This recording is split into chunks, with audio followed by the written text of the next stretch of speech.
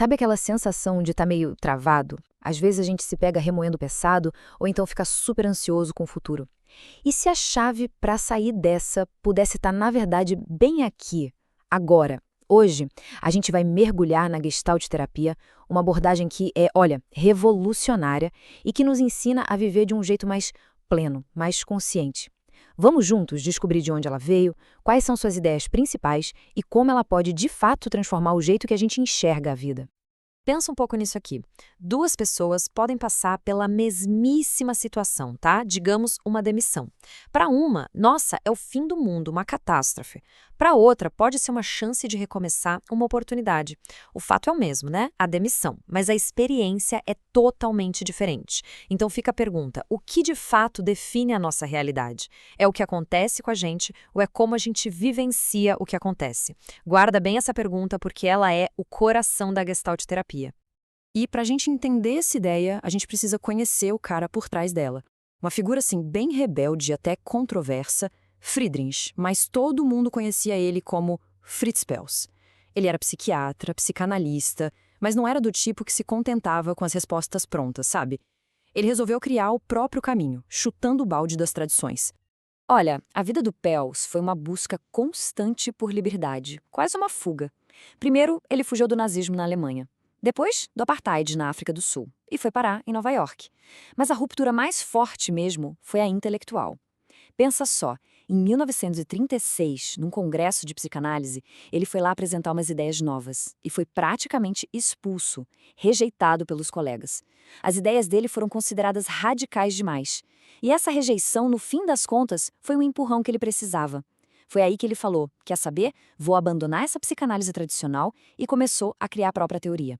Uma teoria que nasceu não só dos livros, mas de uma vida cheia de rupturas. Então, foi dessa rebeldia toda que nasceu um jeito completamente novo de fazer terapia. Vamos ver agora como é que a Gestalt terapia começou a ganhar forma.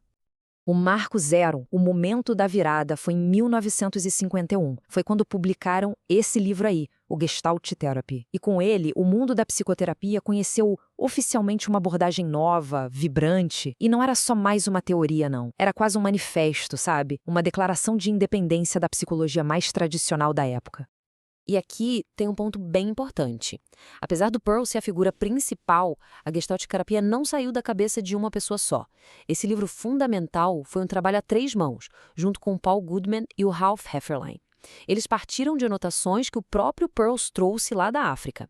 E mais, essas ideias foram moldadas, discutidas à exaustão em Nova York por um grupo de pensadores que ficou conhecido como o Grupo dos Sete.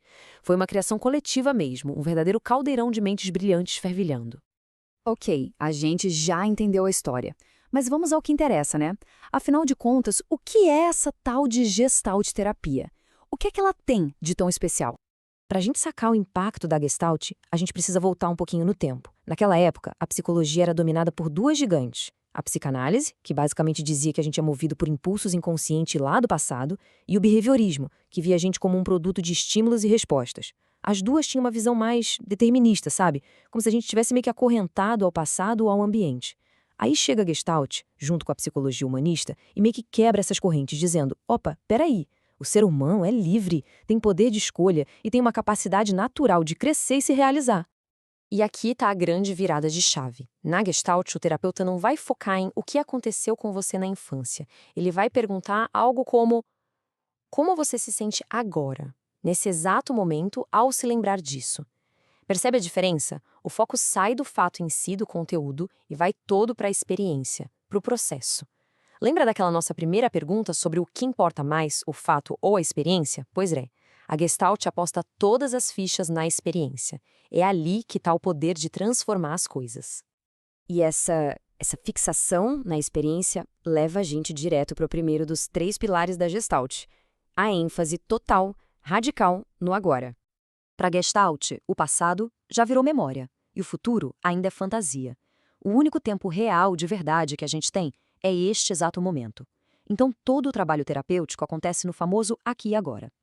Vamos imaginar uma historinha para ficar mais fácil. Pensa na Ana, que tem pavor de falar em público. Em vez de ficar cavando algum trauma de infância, o terapeuta de Gestalt poderia dizer: Ana, enquanto você pensa em ter que falar em público, agora, O que você sente no seu corpo? Onde é que aperta? Onde está a tensão? O que essa sensação está tentando te dizer?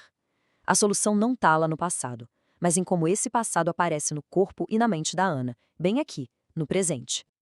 É exatamente o que o Pearls dizia. Estar no aqui e agora é unir a nossa atenção e a nossa consciência. No caso da Ana, é justamente isso. Trazer a atenção para a tensão no corpo dela e tomar consciência do que aquilo significa naquele exato momento. Não é para ignorar o medo de jeito nenhum, mas sim para encarar ele de frente, no único lugar onde ele existe de verdade, no agora. E essa atenção toda no presente nos leva para o segundo e terceiro pilares, que andam de mãos dadas: a consciência e a responsabilidade. Vamos começar pela tomada de consciência, ou como se diz em inglês, awareness. Imagina que é como acender uma luz num quarto escuro. É só observar o que está ali. Sentimentos, pensamentos, sensações no corpo, sem tentar mudar nada, sem julgar. Vamos criar outra historinha. Pensa no Carlos, que fica possesso no trânsito todo santo dia.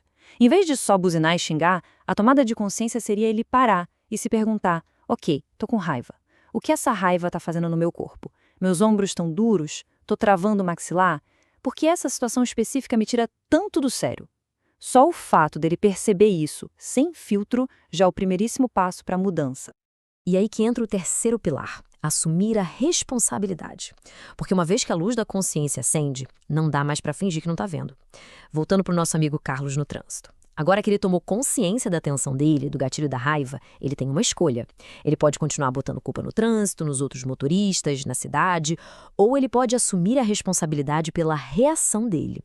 Ele pode pensar: peraí, eu não controlo o trânsito, mas eu controlo como eu respondo a ele. Isso, gente, é a verdadeira liberdade. É reconhecer o nosso poder de escolha. E essa ideia de responsabilidade é o que o Pearls queria dizer com frases como essa. Ele dizendo: você se desiludiu sozinho porque ignorou o direito das pessoas de serem o que elas são. Então você é responsável pelo que está sentindo. É uma ideia que pode parecer dura, né? Mas é libertadora. É sobre parar de terceirizar os nossos sentimentos. E essa autonomia toda leva a gente para a ideia final, que é talvez a mais poderosa de todas. E a gente chega nessa citação que é o coração pulsante da Gestalt terapia. Eu não estou neste mundo para viver correspondendo às expectativas de ninguém. Nem acho que o mundo deva corresponder às minhas. Isso é a declaração final de autonomia. É o reconhecimento de que, no fim das contas, a pessoa que a gente se torna é uma escolha nossa feita a cada momento, no aqui e agora. E com isso, a gente volta para a nossa pergunta lá do início: o que importa mais, os fatos ou como a gente os vivencia? A Gestalt responde sem hesitar: a experiência é tudo. E a liberdade de construir essa experiência, essa é de cada um.